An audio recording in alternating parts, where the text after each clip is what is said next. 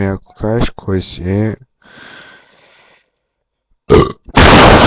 може и да дойдеш на вила. Ма ако ни кажеш как да дойдеш, ми кажеш. Значи, ако искаш да дойдеш без да ми кажеш, фащаш си 26 и слизаш на спирка Добрева чешма. Оттам вървиш посока телевизионната кула, само има една улица